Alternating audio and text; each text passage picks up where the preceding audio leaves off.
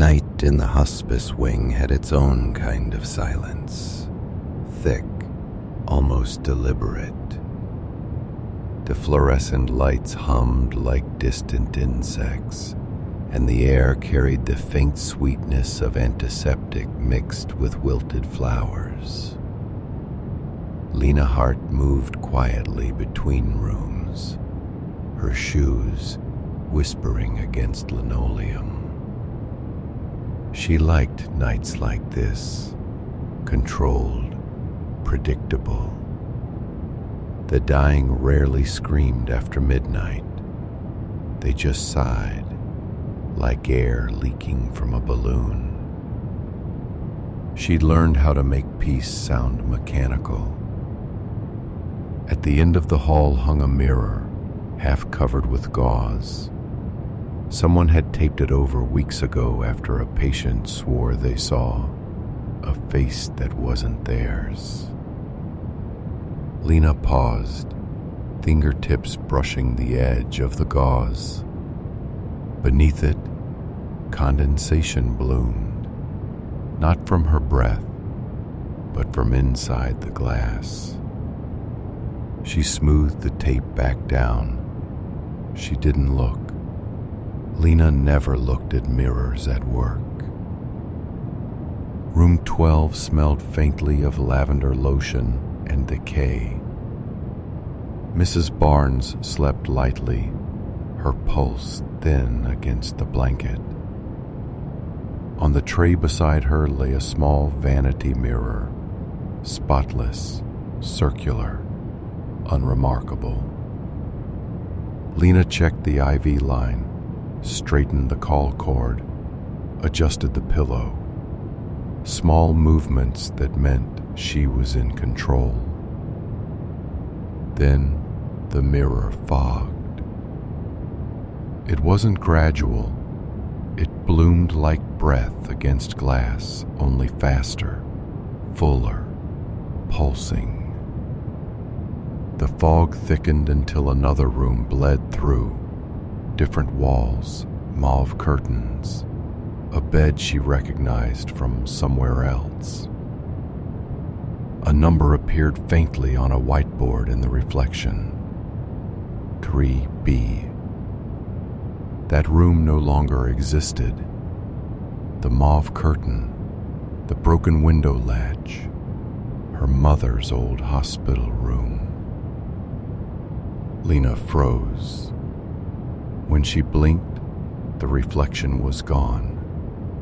Only her own tired face stared back. She slipped the mirror into her pocket. Infection control, she told herself. Just protocol. The supply closet smelled of plastic and linen starch. She set the mirror on the shelf and waited. Her reflection trembled slightly, like ripples over water. "It's nothing," she whispered. "Old glass." Then the fog came back, and through it, her mother coughed. "You're late, Lynn," said the voice from the mirror. Lena's throat closed. The mirror wobbled in her hands before she clutched it to her chest. "I'm working," she murmured. "I can't." The fog thinned, but on the inside of the glass 5 handprints bloomed. Small, pale, pressed from within. She slid the mirror into a drawer and closed it. Back at the nurse's station, the lights flickered once, twice, then steadied. Jay, her coworker, crunched chips beside a blinking monitor. "You good?" he asked. Lena smiled automatically. "Fine." He nodded, oblivious. "Family in 7 asked for you. They like your voice." Lena almost laughed. Lucky me. But the station clock was wrong. Its second hand jittered backward, then jumped forward again, skipping an entire minute. She stared at it until Jay cleared his throat. "You look pale, Hart." "I'm fine." She wasn't. The guilt had started to take shape, like fog remembering a body. Room 7 held a dying woman whose husband gripped her hand as if trying to hold her to the earth. The patient's eyes, glassy and unfocused, stared toward the mirror over the sink. "It's warm in here," the woman whispered. "Is the window open?" "No, ma'am," Lena said softly. "I'll lower the thermostat." The woman kept staring past her. "There's a lady in the mirror," she said. "She keeps smoothing the blanket. She smells like oranges." Lena's skin prickled. "There's no one there," the husband said, voice trembling. "She's crying without tears," the woman murmured. Lena crossed the room and draped a towel over the mirror. The towel darkened instantly, damp from the inside.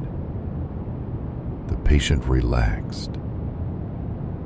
"Thank you." Lena stepped back. Her pulse roared in her ears. Her mother had always worn orange oil on her wrists when she was scared. Said it kept ghosts away.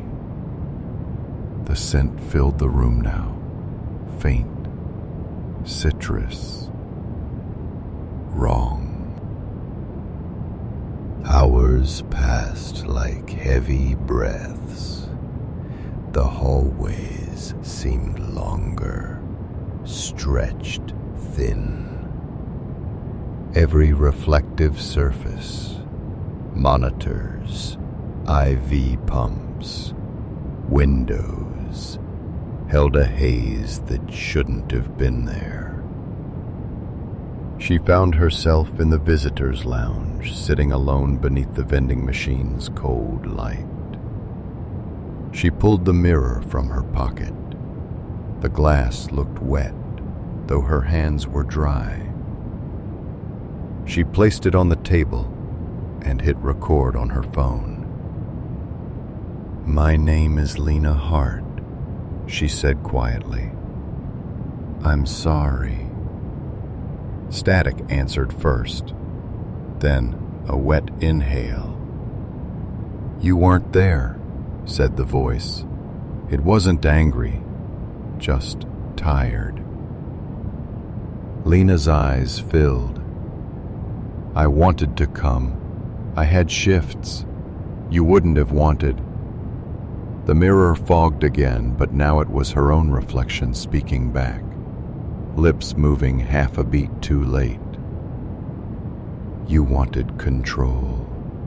Now you have it." She reached out. Her fingertips met glass that felt warm, pulsing faintly, like skin. The reflection smiled, her mother's mouth grafted over her own. The glass cracked under her touch, once, twice. Then it shattered. The sound rang down the empty hall. Jay found the lounge empty on morning rounds. The table was dry except for a faint ring of condensation. In room 12, Mrs. Barnes had passed peacefully some time before dawn. The nurse's chart was incomplete. The signature line read only Lena H., trailing off mid-stroke. Jay noticed the wall mirror above the sink. It was fogged from within, even though the room was cold. He wiped it once. A woman stood behind the glass. Short, dark hair, scrubs, a faint orange stain on her wrist. She wasn't moving, but her lips whispered something over and over. No sound came through, yet he could read the words. I'm sorry. I'm sorry. I'm sorry. Days later, maintenance replaced every mirror on the hospice floor. But by the next week, each new one had begun to fog from the inside again, softly, rhythmically, as if breathing. And if you walked the halls late enough, you could catch glimpses in the glass. A figure moving from room to room, straightening sheets, checking lines, smoothing wrinkles no one else could see. Always calm, always composed, always behind the mirror.